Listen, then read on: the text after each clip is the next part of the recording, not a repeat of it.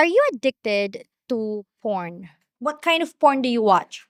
How do you feel about people who are addicted to porn? Are Filipinos addicted to porn?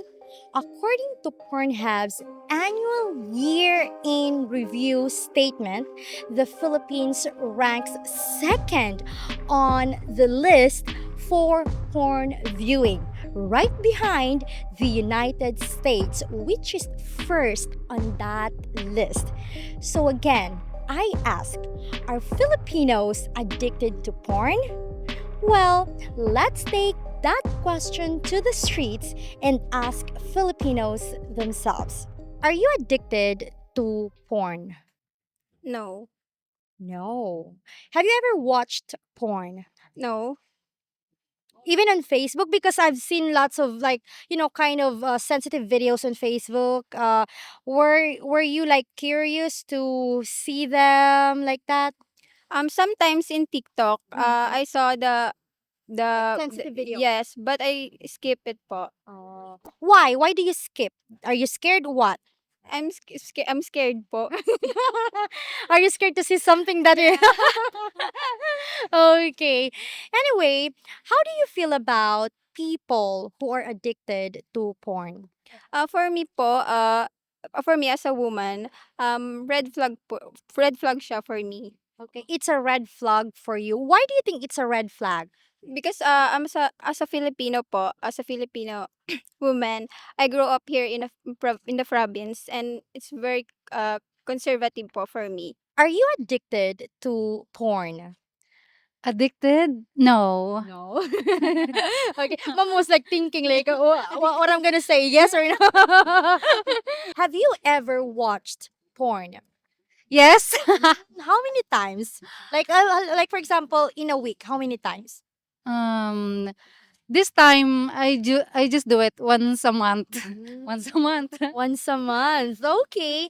Now, how do you feel about people who are addicted to porn?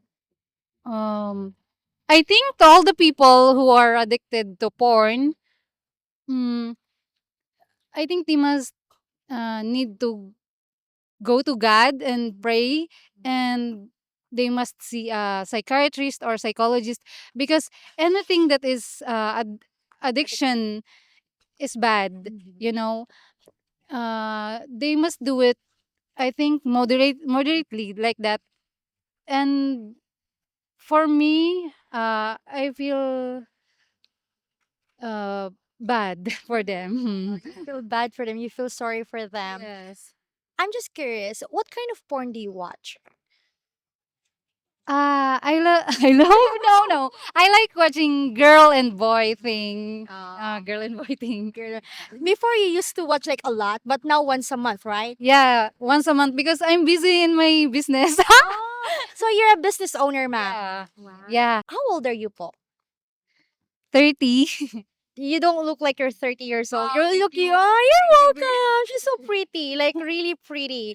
Thank And you. now the question is, are you single or in a relationship Single.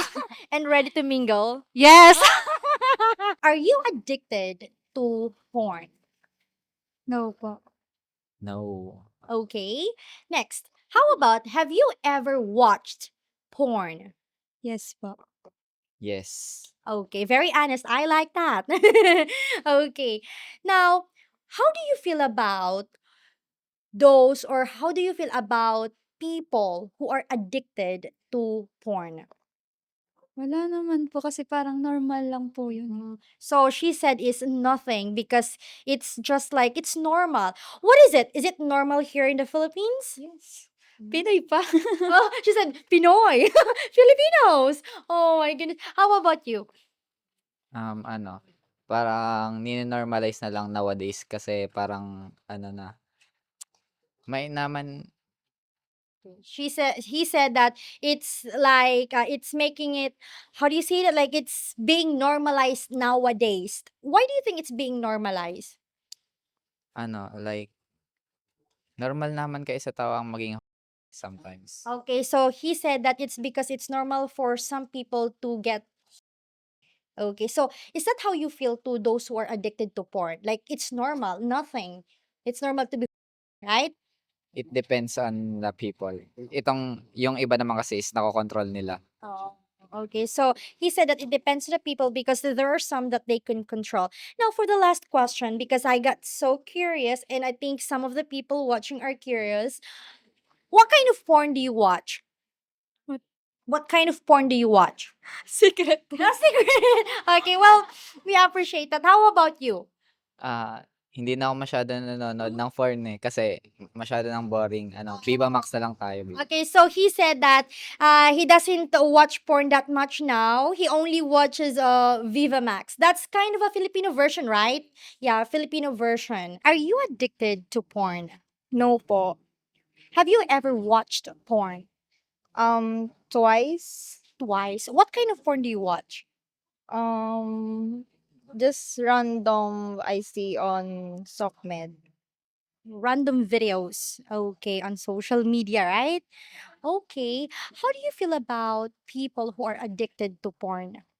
For me, I feel like they do it every time to anyone. Really? Okay. Anyway, what's your course? BSTM. What is that? BS Tourism and Management. Are you addicted to porn? No po. But have you ever watched porn? No. Oh, wow. You were not like curious like that? Yes, I'm curious, but now I do not watch porn because I'm not interested. Do you have a partner? Yes, I have. Okay. How do you feel about people who are addicted to porn? So right now I'm so sad and I'm I'm sad to those people now who has addicted to watch porn. So um those people who addicted were dapat Oh, they sige, should. they should be to tawag dito, they should be to change. But why do you feel sad for them? Because because people is so mentally abusing her abuse her mental and physical. Oh, okay. They're abusing their physical and then their mental. Okay. Well, I understand. How old are you po?